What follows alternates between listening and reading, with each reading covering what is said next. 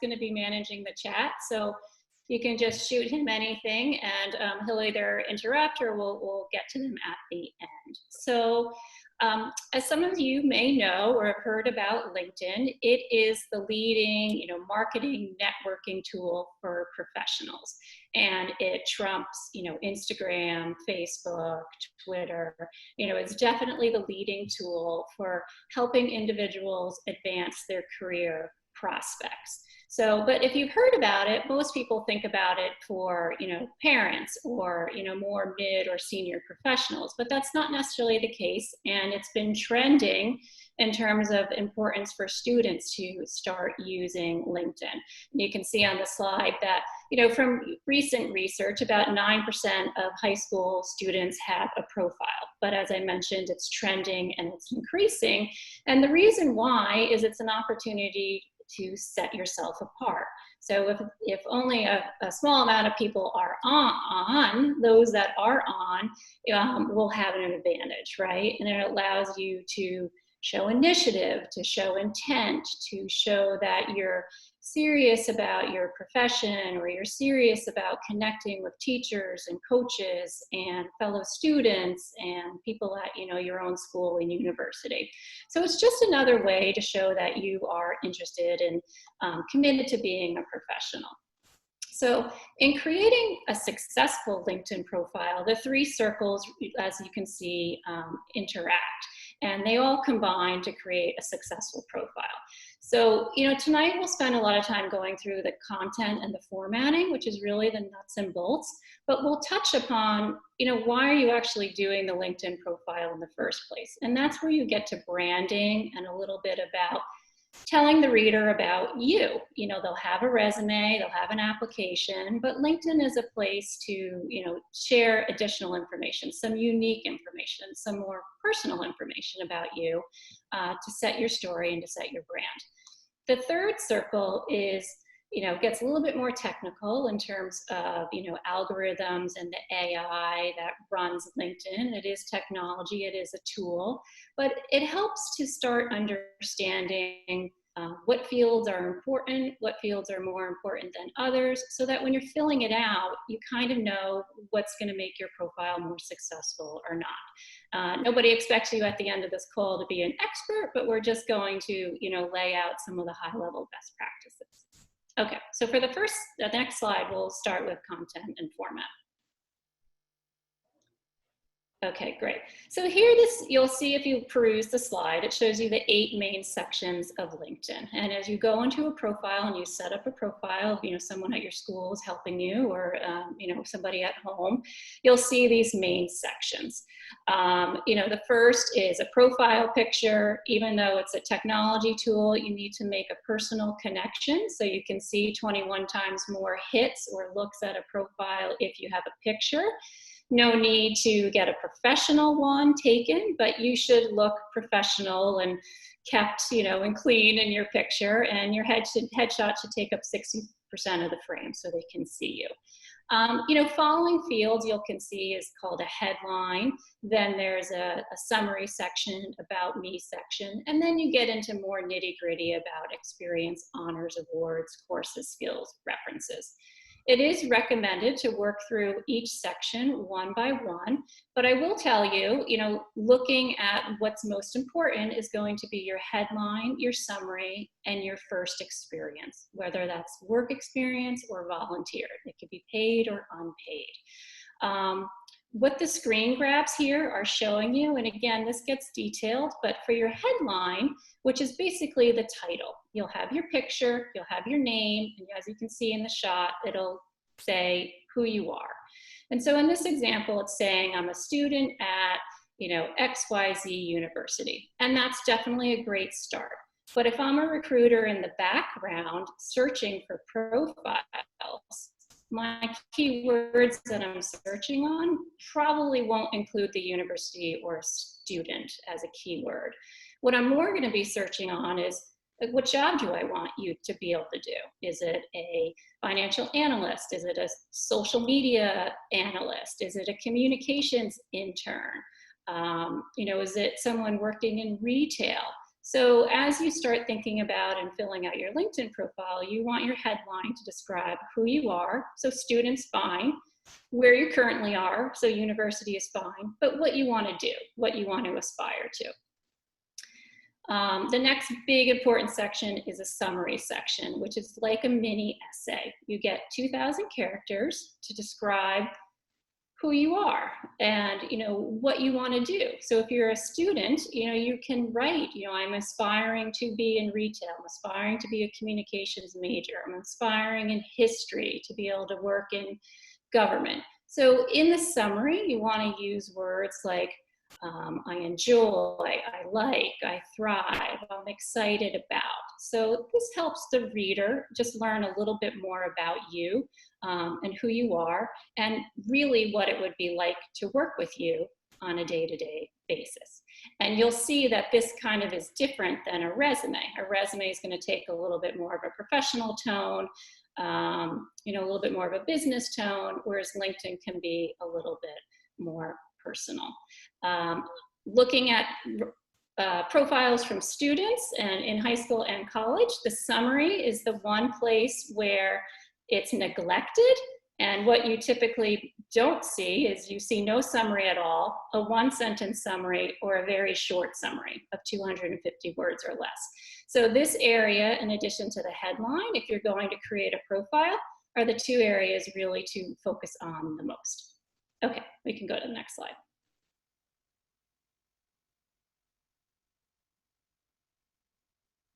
Okay, great. So, one thing to keep in mind, everybody's busy these days, right?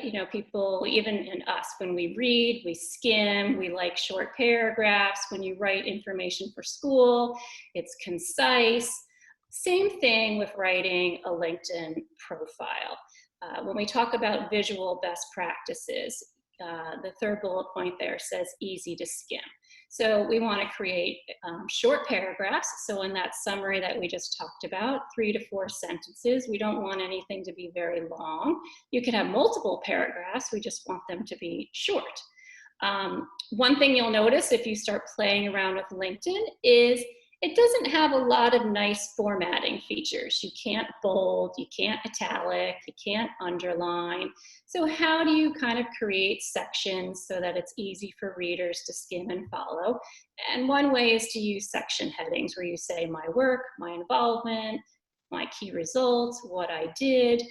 Another fun thing is, which you can see with the screen grabs, is everybody's familiar with symbols and emojis, and LinkedIn allows you to do that. It allows you to copy and paste in symbols. So it's something to think about in terms of your own personality.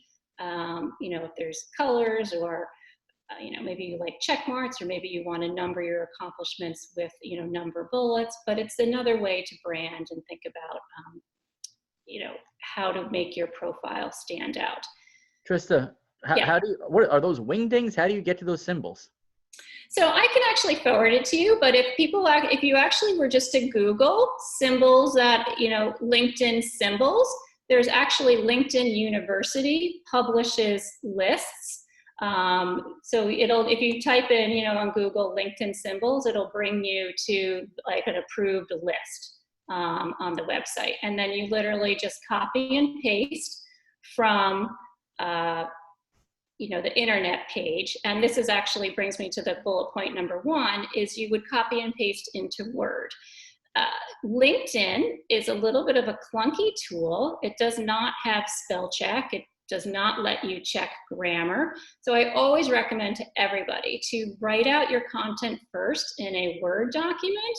And then once you've spell checked, you've done your grammar checked, you've imported in your symbols that, let's say you liked one of these bullet points or the check mark, you can resize it. You get it all nice and set up in Word, and then you copy and paste the section into LinkedIn. That way you can make sure it's nice and neat before you bring it into the tool.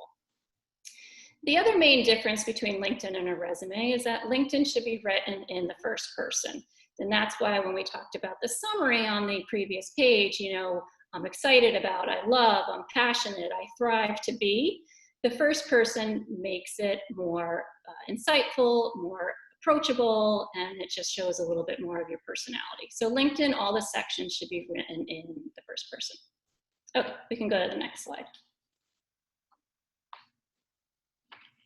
Okay, so now we're kind of moving on to the second circle. We just quickly went over content and format, and now we're moving on to that second intersecting of a circle, which is the brand and the unique value. So this is just to keep in mind why you're doing LinkedIn in the first place. Yes, you're putting data out, you're telling people about yourself, but it gives you an opportunity to present yourself the way you want to be presented. So LinkedIn gives you a couple of opportunities to brand. We all use social media, you know, we have Instagram, we have Facebook, you know, Snapchat, whatever they are. They're all ways for us to brand. LinkedIn is no different. So one of the major ways when you're setting up your LinkedIn profile, there's called a banner picture at the top. It's right by your profile picture, and they default it. It's a blue constellation stars default.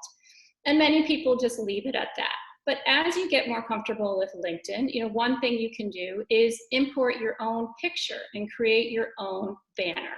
And what these screen grabs show you is different ideas for what your picture could be.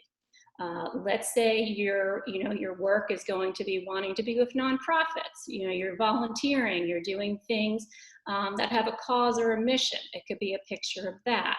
Let's say, you know, it's a trade, whether it's retail, culinary, you know, whatever your trade is, photography is this picture. It could be a picture of you doing your work and your trade. So there's different ideas. You know, some people use pictures of city views, skyscraper views. So it could be a city that you live in, that you're from, that you aspire to work in. So there's lots of different ways that you can brand your profile. And what the saying, a picture, you know, speaks 1,000 words, is that if someone pulls up your profile, they immediately know what you're offering them. Another way to brand is a quote. So when you write that 2,000 character section about yourself, let them see your personality. If there's a quote you love from school or a book or a movie, you know, someone I worked with used a quote from a Rocky film. You know, if there's a quote that kind of helps introduce who you are and what you believe in, it's absolutely fine to use in LinkedIn. And then the last section, which is a little bit more advanced, but LinkedIn also lets you upload media. So let's say you wrote an article for the school paper, right? Or you were quoted in the paper, or you gave a presentation that you're really proud about. You can link all of these documents to your LinkedIn profile so that an employer or a college application or, you know, college recruiter can see all of your great work. So beyond just filling out the fields, there's ways for you to brand yourself as well. Okay, and then we can go to, I think, which is the last slide. Okay, so this is the third circle, the back-end logic. And this is just, you know, again, this is the tip of the iceberg, but I wanted you to see it so that you understand that it is a system. It is a system that was developed, right, to help recruiters. There's just thousands upon thousands of applicants and people applying. And there needed to be some background logic in there for recruiters to be able to sort through all the candidates. And so what they do on the back end, and if you look at the screen grab, you can get a little bit of a sense, is, you know, there's job title, there's location, there's skills, there's keywords. So the recruiter gets to choose and gets to type in as many of these things that they want, and that's what you see in the light blue fields. And they're grabbing this from job postings, they're grabbing this from their company website, they're grabbing it from information about an internship, and they're pulling out the keywords and typing it into the back end of LinkedIn. And then they hit search, and what you can see on the right-hand side is they'll start getting pages on pages of results. And you, as somebody who filled out your profile, you want to end up on page 1, 2, 3 and not page 20. So something just to understand and keep in mind as you work your LinkedIn profile is you want that profile to be filled with as many keywords as possible so that you end up on page 1. And how you do that is way back in the beginning when we started talking was keeping in mind that headline, right? Where we said student, university, what am I aspiring to? Your summary section, making sure that you have lots of keywords in each of the sections. And a keyword comes from your main clue is going to be a job posting, right? Or an internship posting or a volunteer posting. So it's just really important to try to connect the dots. You have the fields, you have branding, but then it's just trying to input keywords into a profile so that people can find you. And I know I just threw a lot at you in about 15 minutes, but I don't know if any questions came in on the chat. I didn't see any, but I appreciate that. And I think I'm going to end this early so I can go do my LinkedIn profile because mine is terrible right now. It really is. I need to kind of get going on this, but that's great. I really appreciate it. So we're going to pause for a second, and I'll see if anybody has any questions on the chat feature. So I'll just wait just a moment to see if anything comes up. If not, we'll move on to Jessica and the resume writing and hold questions to the end.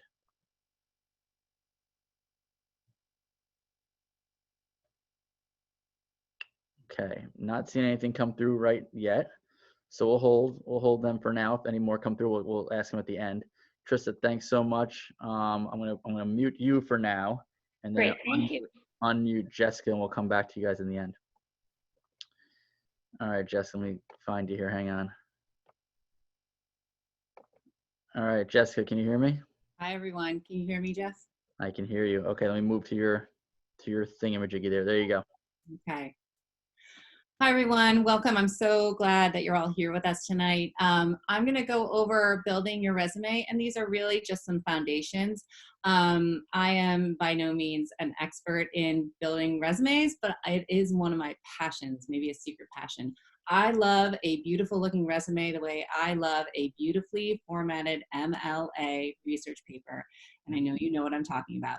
So let's get started about talking about your resume. So your resume is a one-page document that outlines your skills, your talents, and your experiences. So today we're going to go over very briefly a couple of resume types, the purpose and the audience, and some resume must-haves, including your content, which is sort of like what you're going to include in your resume, and then also the design and formatting, which is how you're going to lay it out on your paper. And then I'm also going to give you some resume tips. And what's important to think about with your resume is that, your resume is a place to really showcase and highlight all the great things that you've done, all the knowledge and skills and talents you've amassed, and sort of like go into it with a sense of confidence and, do not by any means sell yourself short when it comes to writing your resume. So there are three main types of resumes. There's a chronological resume, which sort of outlines all of your experiences in a time order. There's a professional resume, which really targets your experiences to the job or the industry that you're looking for. And then the third type is sort of a combination of the two, where you would sort of talk about those skills that you have, and then underneath that you might have your chronology of your experiences. Today I'm going to talk about the chronological, because I think it's a good foundation to start from, where you are in your lives.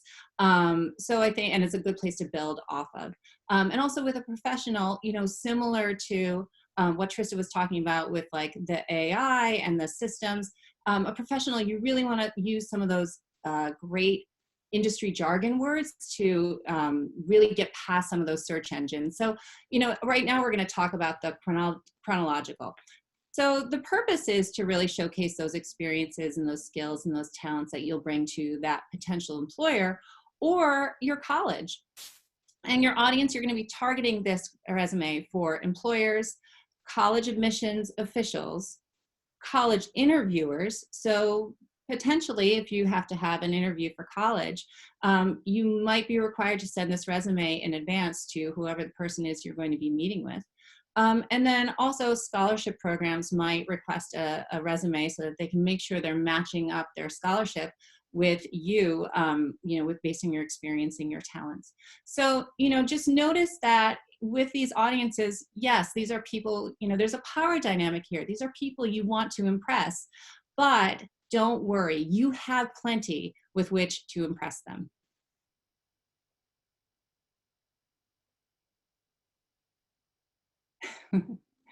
Okay, so let's talk about some must-haves for your content. And I have a very like a resume here that you guys can see. That's sort of just I don't want to use the word basic, but it's a good standard resume. Okay, so what you should have. Non-negotiables are your name and your contact information. I love it when your name is folded a little bit, like a few font points larger than the rest of the information, but you must have ways for this potential employer or this college admissions official to contact you. So that means your phone number, your email address, that of course is a professional email address, maybe your first and last name at Hotmail or Gmail, your address, and also things you can include on there would be maybe your LinkedIn profile. If you have a website, you might want to include that as well. So that is non-negotiable. You should definitely have that on there. And then you're going to want to break it up into different sections. So a section about your education, a section about your experience, a section about your awards and achievements or your recognitions, and a section about your skills. We can look at the next slide. Okay, so thinking about experience, I think a lot of students that I've worked with get a little nervous about what do they put on their under experience, because they think that you have to have had a job in order to include certain experiences. Jeff, am I in the wrong one right now? Let's go back one. Well, back one. Sorry. Yeah, that's okay. There you go. Great. So, I want you to sort of think outside the box here. And I want you to, when you're starting to think about what you're going to list on this resume, think about transferable skills, responsibilities, accomplishments. So it's not just about, oh, I had this job where I got paid. There's so many different skills that we can extract from experience, such as job shadowing or internships, volunteering, clubs, sports, activities. Anytime we provide care, and that could be care for pets, for younger siblings, for cousins, for neighbors' lawns or plants, for tutoring classmates, or any sort of like community involvement, right? So maybe that means a church or a neighborhood organization. So it's not just about, did I have a job and did I get paid for it, but it's all these different experiences that can be brought into your experience section of your resume.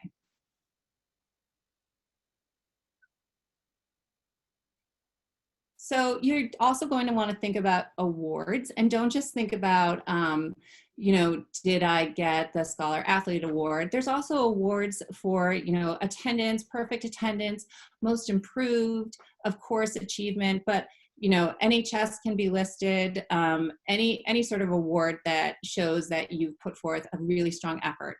And then also when it comes to skills, this is another great place. Don't sell yourself short.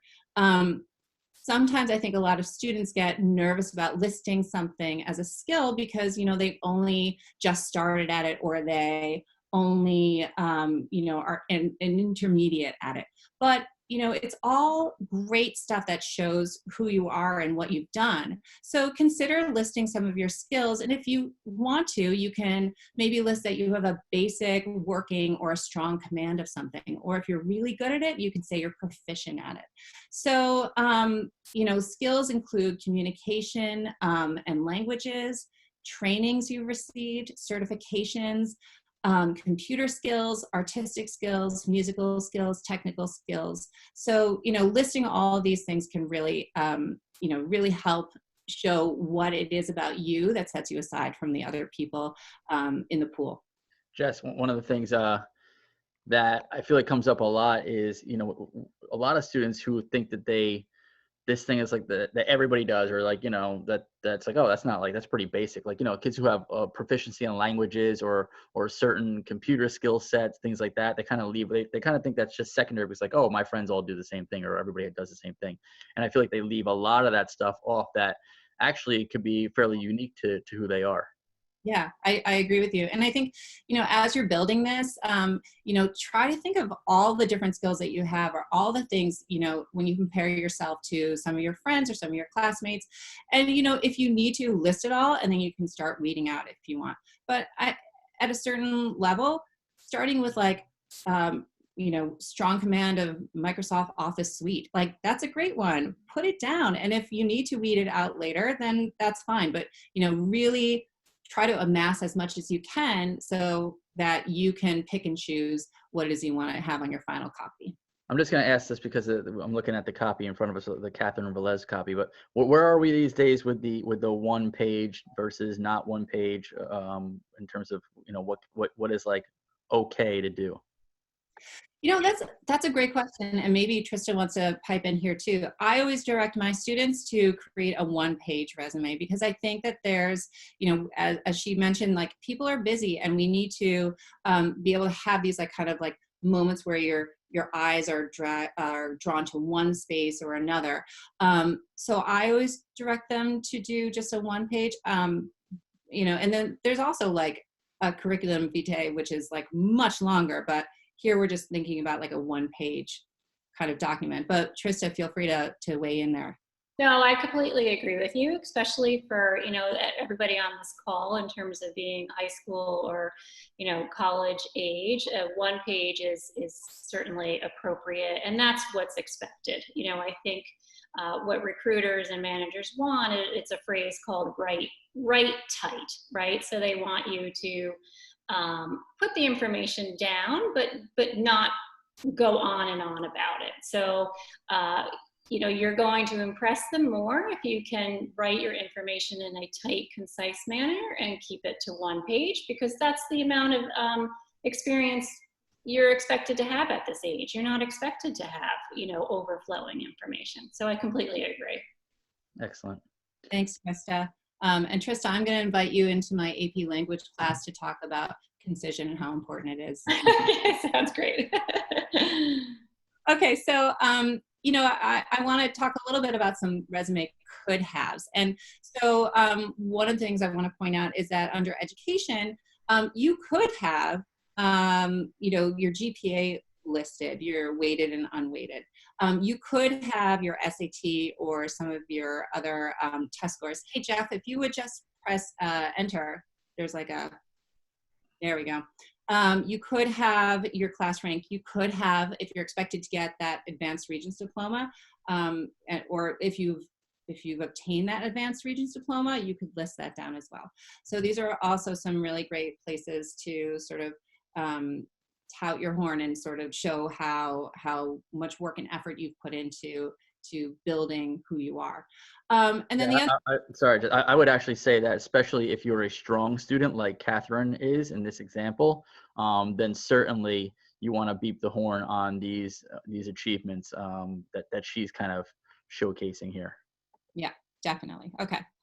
And the other thing I'll say is sometimes if you look up examples of student resumes, you might see an objective. Now, I don't think that at this, for this, an objective is necessary, especially for like a college application or a scholarship application, because your objective is to get into that college or win that scholarship. But if you are looking for a specific industry or a specific job, then an objective might be appropriate.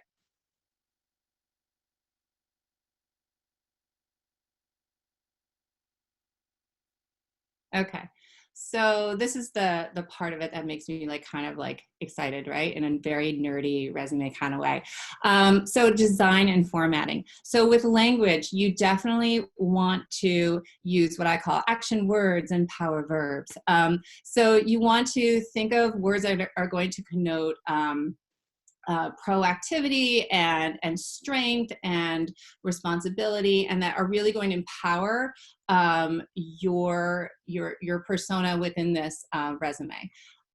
So, and you can really just like Google like action words for resume, and there's a great list that are out there for including in your resume. If you can include some numbers, then include them. And maybe it's like, you know, like if you were a captain of a softball team of 20 people, right? Like you can include those numbers so that they get the idea of just how many people you were leading in this time, right? And then I love so much that Trista mentioned how resumes should be written in the third person. So yes, you want to write them in the third person, but drop the subject. So it's kind of strange to write about yourself in the third person, but you know, you're going to, all of your bullet points will be written using that tone, okay? And then if you're currently working at a position, you're going to use the present tense, but if it's work that you have completed, you're going to use the past tense for that.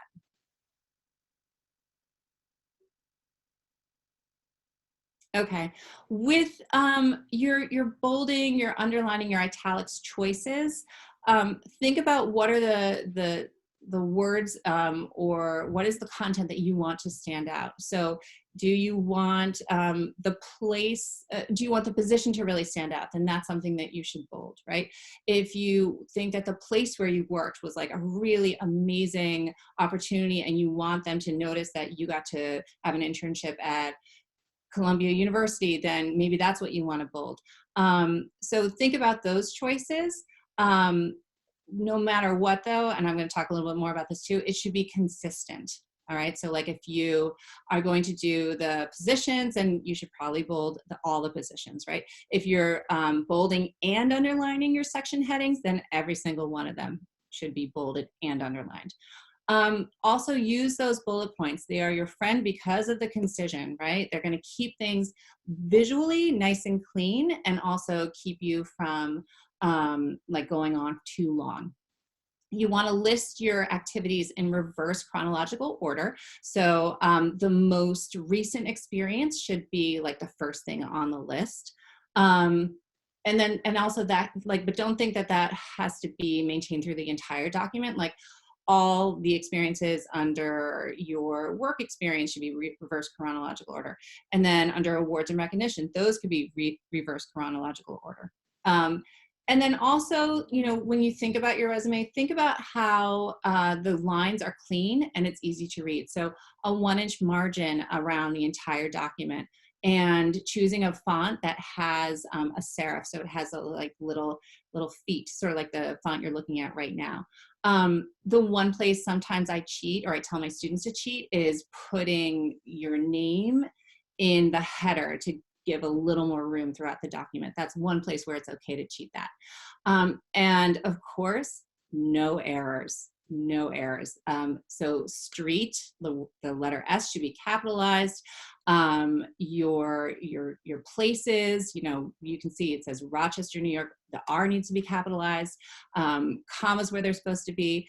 Bullets with like periods after every single one of them. So just go through with like your fine tooth comb, like visually, and look for all those places to make sure everything is consistent.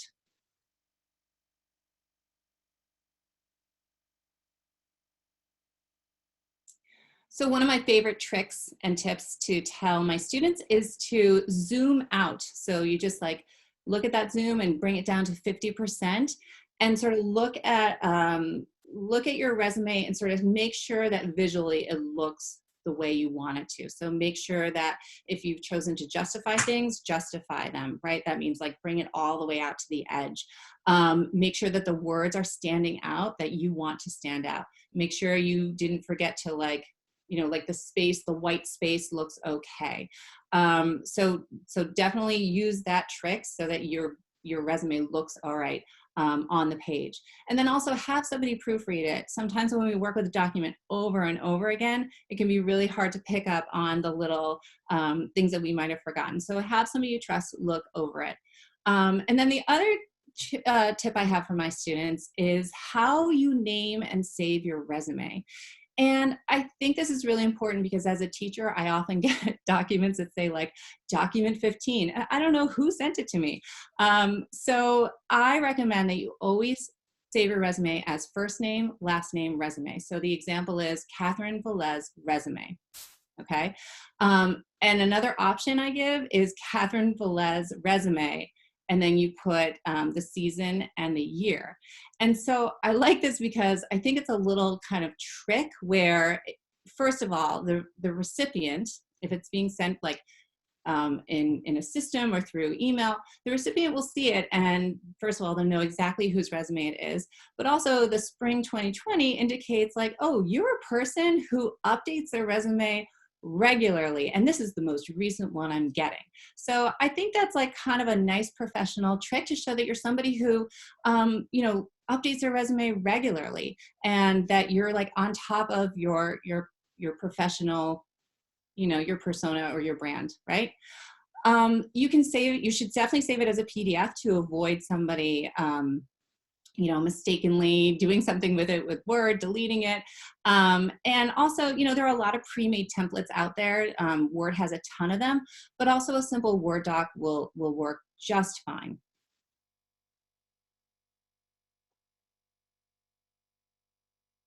So the last thing I want to point out when it comes to updating your resume is I recommend, and actually sometimes I assign my students to show me an updated resume every 3 months or so, right? So that's a good kind of trick to just go back in, update things, maybe change a few dates or whatever to freshen it up. And then also after a new experience, you might want to list it as well so it's fresh in your mind. And you're going to use this resume for your activities profile, for the Common App, or sometimes the Common App can help you build your resume. Use it as a record for future reference. This is so important when you're looking back on your work history and thinking about what you've accomplished, what you've done. And then also, sometimes you need a little boost. And so, you can feel really good about yourself and all your accomplishments just by going back and reviewing that resume, dusting it off, updating it, and, think about all that you've accomplished in your time and in your work life.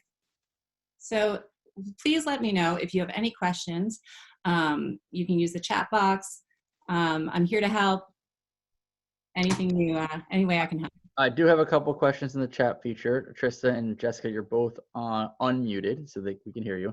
So the first question, I think this is more toward the resume, but obviously both can chime in. But someone's asked, what is the oldest year usable when achievement was given? So I think the question essentially is like, how far back are you going? Am I putting my paper out on there from when I was 13? Okay, so that's a great question. And I think this is something that we would say for college applications as well. I think you should really stick to your high school career. I think that some of the things that we've done in middle school or when we were younger might have led us to where we are today. So, they will sort of organically be part of it. But I do think that you should probably stick to from 9th grade and beyond. Please feel free to add, Trista, Jeff, what you think. Yeah, I mean, I'll add really quickly, and then Trista, if you want to chime in as well. But, when we do what we call our extracurricular activity profiles, which is the thing that goes directly on the applications for colleges, we tell students to stick to everything from 9th grade forward. The only caveat being is if you did something, in 6th grade and you're still doing it today, right? One example that always comes up is Girl Scouts or Boy Scouts. And we definitely have students who, have been in Boy Scouts and Girl Scouts since they were 5 years old, and they've continued on through high school. So that's the only kind of like caveat there. But beyond that, we are definitely looking for students to stick to their high school activities. Yep, I agree. Yeah, I would agree too. I mean, I think like Jeff said, there's, and these would definitely be few and far between, and something to talk about, with your counselors is, if there was like a major award, sometime depending on the school that you go to, 6th, 7th, and 8th grade is middle school, and, sometimes 8th grade culminates with some, nice recognitions and awards from your middle school experience. So if there was anything that you were called out for, potentially like volunteerism or sports or community, it can go on there just in terms of, additional information or prior information, but it really should be a standout achievement. I know some school districts have junior honor society, right? That happens in middle school and not in high school. Like if you happen to be in a school district that has that and you qualified for it, it's a nice, additional add to show that you've been committed to your schoolwork for a long duration. But it should be like more major standouts versus, everything. Excellent. Going back, Trista, for you, there's a question. Is it possible to order your positions or experiences in order of importance, not chronologically? If so, how? That's a good question.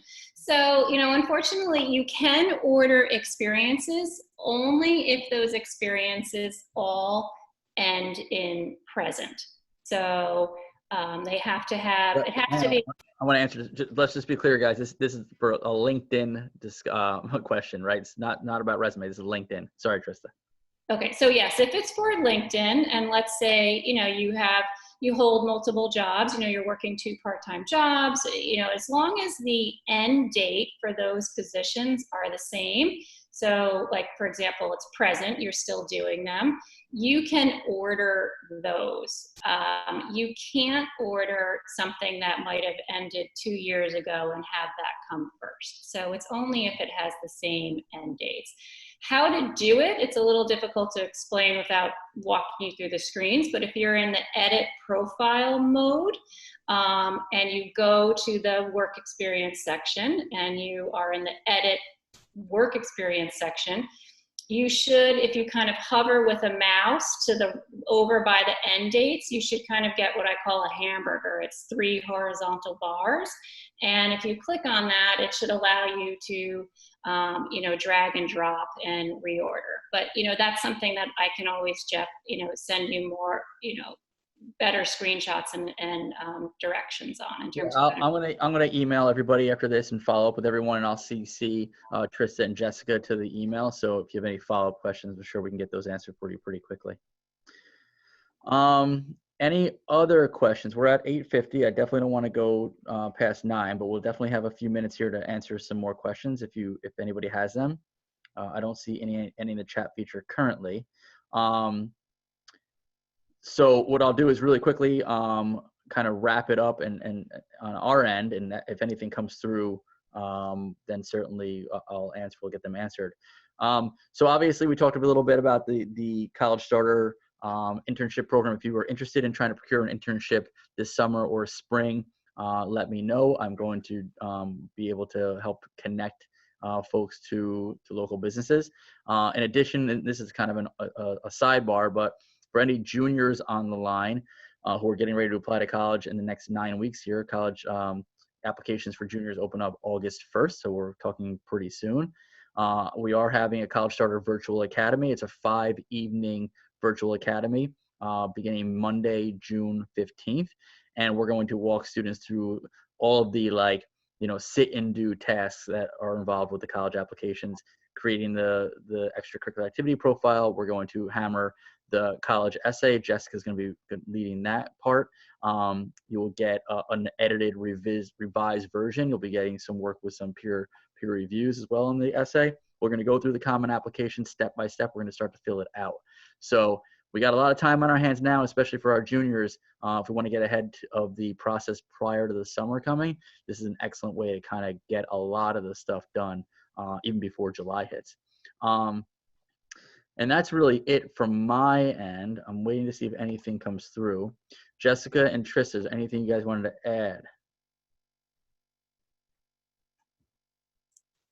No, I think it's great. Yeah. Okay. Yeah.